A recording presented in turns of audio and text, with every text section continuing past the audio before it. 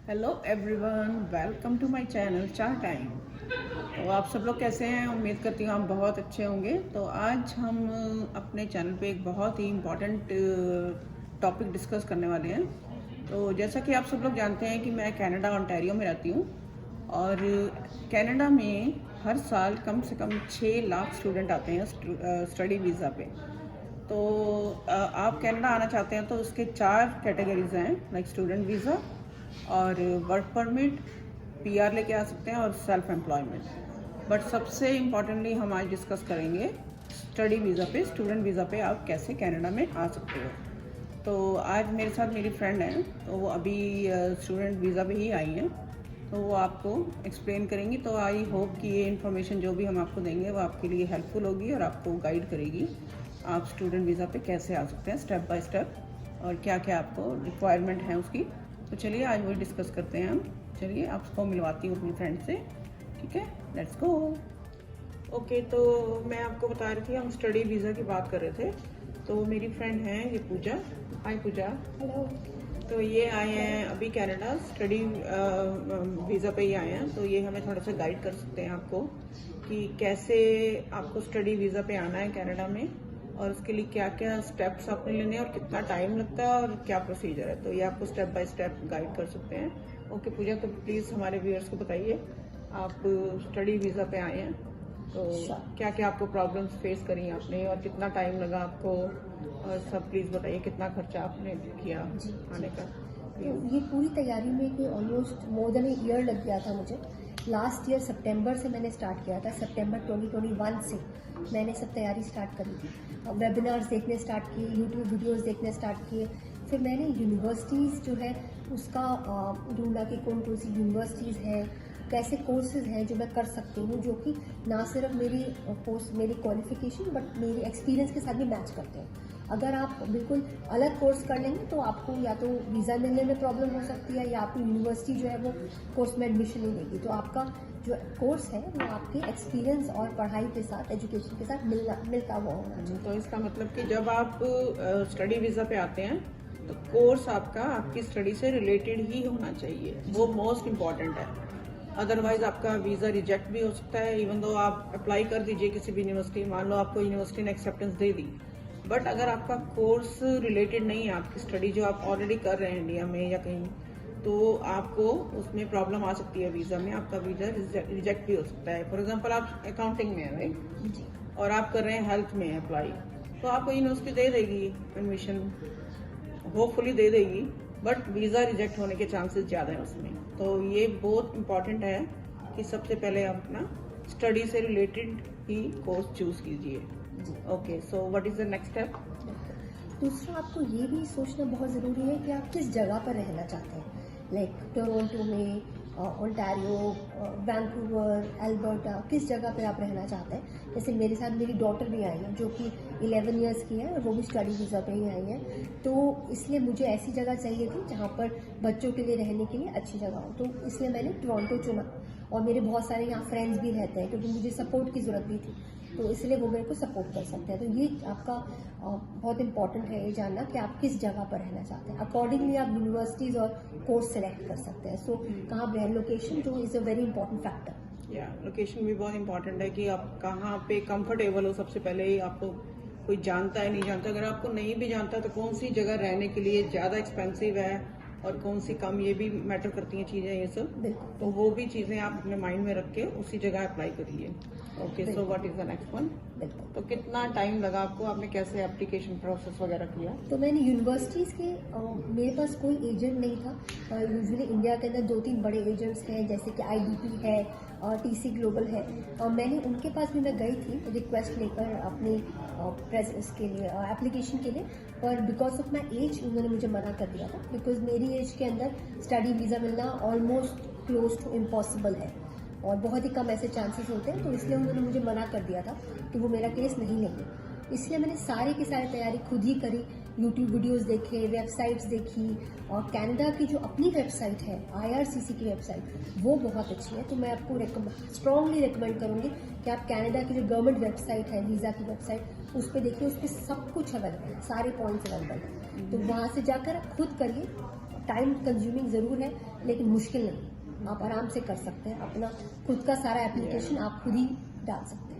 तो गाइस इसमें ये भी थर्ड मेरे लिए जो मुझे लगा जो बहुत इम्पोर्टेंट है कि एज, जितनी जल्दी आप यहाँ पे आएंगे उतनी इजीली आपको वीज़ा मिल सकता है, स्टडी वीज़ा। और जितनी आप लेट करते हैं या आपकी शादी है या बच्चे हैं तो उसके बाद थोड़ा सा मिल जाता है, ऐसा नहीं है कि नहीं मिलेगा आपको, बट थोड़ी सी मुश्किल आती है, थोड़ा लंबा प्रोसेस हो जाता है फिर उसमें।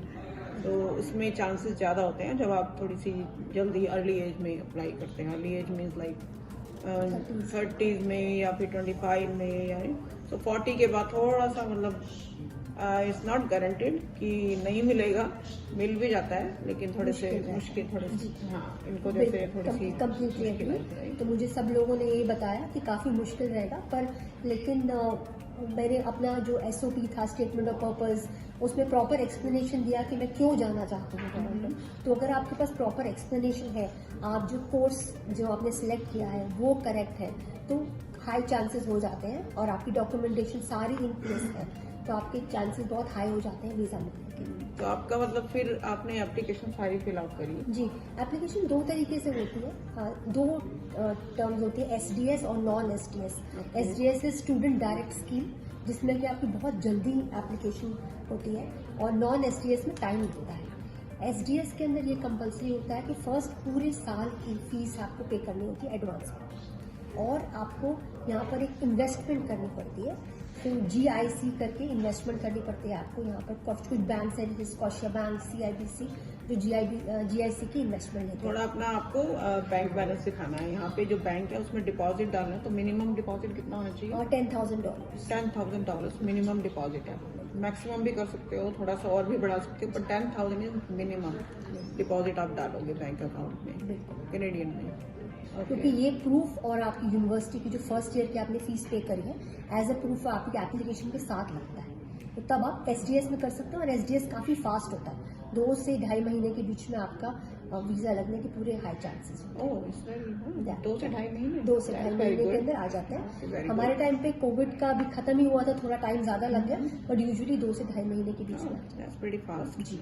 And what क्या उसके बाद क्या होता है वंस यू गेट वीजा? तो वीजा होने के बाद क्या? जैसे यूनिवर्सिटीज़ ने आपको एक्सेप्ट कर लिया, तो उसके बाद फिर आप स्टडी वीज़ा इमीडिएटली अप्लाई कर देते हैं, और बस आपका वीज़ा लग जाता है। और आप यहाँ पर फिर अपना यहाँ पर ज़रूरी है कि आपके पास कोई ना कोई यहाँ पर हो जो जिसका एड्रेस आप डाल सकें। एक अराइव कैन करके एक ऐप होती है, उसके अंदर आपको एड्रेस डालना पड़ता है कि आप इनिशियली किसके साथ रहेंगे, Airbnb में रहेंगे या किसी रिलेटिव के साथ रहेंगे। तो क्योंकि मैं एक रिलेटिव के साथ रह रही थी तो मैंने उनका एड्रेस डाल दिया, पर ये अराइव कैन करके ऐप होती है जो कि ज़रूरी होता है। अगर सॉरी टू इंटरप्ट, तो सबसे पहले मैं ये मेरे ख्याल से एक स्टेप मिस हो गया हमारे से, कि उसमें सबसे पहला स्टेप शायद आइल्स का भी है। आइल्स कोर्स, एग्जैक्टली, आइल्स हमारे से मिस हो गया। तो आइल्स जैसे 2 तरीके का होता है, एक जनरल और एक एकेडमिक। अब क्योंकि मैं पढ़ाई के लिए आई हूँ यहाँ पर, तो मुझे आइल्स एकेडमिक देना रहेगा।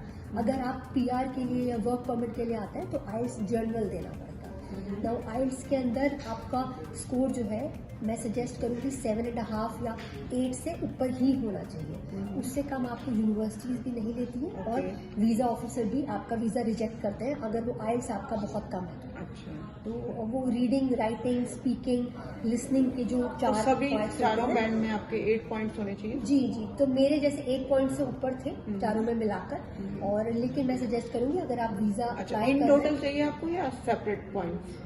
यूनिवर्सिटीज तो यही कहती है कि 6.5 से ऊपर होगा तो चल जाएगा। Like each field? हाँ, लाइक जैसे राइटिंग में 6 और 6.5 अच्छा ऐसे। यूनिवर्सिटीज अलग अलग कॉलेजेस का अलग अलग भी रहता है, तो मोस्टली यूनिवर्सिटीज 6.5 ही मांगती है। बट मैं रेकमेंड यही करूंगी जितना ज्यादा आपका आइल्स हो उतना अच्छा रहता है। क्योंकि वीज़ा ऑफिसर को आपने कन्विंस करना है कि हमें इंग्लिश अच्छी से आती है, हमें कनाडा में आके प्रॉब्लम नहीं होगी कम्युनिकेट करने। क्योंकि जैसे आप पढ़ने जा रहे हो राइट, तो आपको समझ तो आना चाहिए ना कि क्या बोला जा रहा है वहाँ पे और क्या पढ़ाया जा रहा है, तो वो सबसे इम्पोर्टेंट है राइट।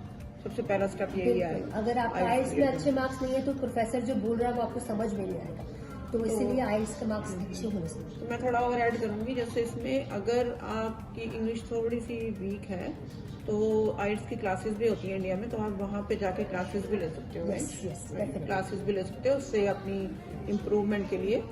तो आप जहाँ भी सिटी जहाँ पे भी रहते हो तो आपके शहर में जरूर कोई ना कोई कोचिंग सेंटर होंगे जहाँ पे आइल्स की क्लासेस होती हैं। तो आप प्लीज़ वहाँ पे जाके पता करिए और अपने एग्ज़ाम देने से पहले तो अपने आप को पूरा प्रिपेयर कीजिए कि आपका स्कोर एटलीस्ट लाइक 6.5 और 7 तक होना ही चाहिए। राइट। सो ये very important step this is.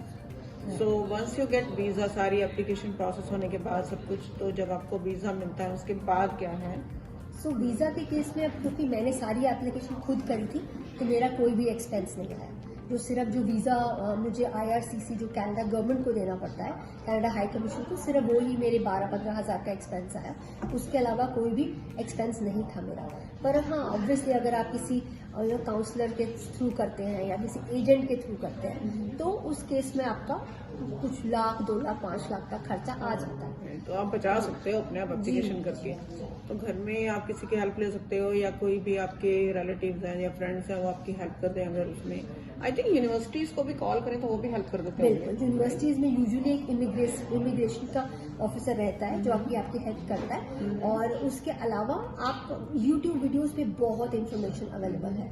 In fact आपको भी आई थिंक आपकी ऑडियंस जो है आपको भी मैसेज कर सकती है, कोई अगर क्वेश्चन हो तो आप अगर आपको कुछ रिलेटेड क्वेश्चन हो जो हमने मिस कर दिया है इसमें, तो आप मुझे मेरे इंस्टाग्राम पे भी फॉलो कर सकते हैं, उस पर DM करिए या फिर यूट्यूब पे ही आप मेरे को मैसेज कर सकते हो।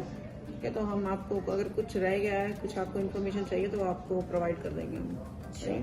तो बस फिर ये वीज़ा आ जाता है तो उसके बाद बस आपको फिर तैयारी करनी है यहाँ पर आने की और बस आप वहाँ पर आकर सेटल हो जाते हैं। ठीक है। तो पूजा तो यहाँ पे अब 3 महीने पहले आई है, इन्होंने कॉलेज स्टार्ट कर दिया और उनकी बेटी भी इनके साथ आई है जो कि 11 ईयर ओल्ड है। राइट। तो वो भी स्टूडेंट वीजा पे है। जी। राइट। तो ये बहुत इंपॉर्टेंट बात बताइए इनको। अगर किसी कोई अपने बच्चों को साथ लेके आ रहे हैं तो वो कैसे लाना है उनको?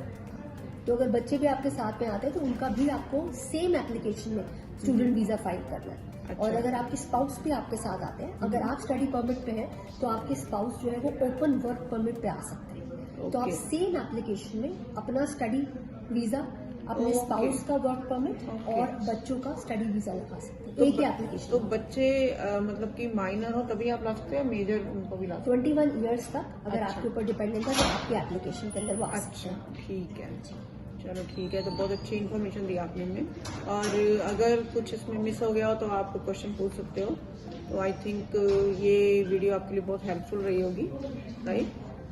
ओके। तो अभी हमारी जो पूजा से बात हुई कैसे आप स्टडी वीज़ा पे आप यहाँ पे कनाडा में आ सकते हो, तो आई होप ये आपको हेल्पफुल लगेगी वीडियो।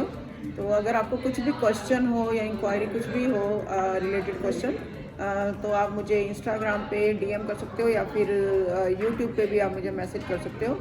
तो प्लीज़ अगर आपको अच्छी लगी है ये वीडियो तो please like, subscribe and share my channel and comment also in the comment box. Okay, thank you so much, bye bye.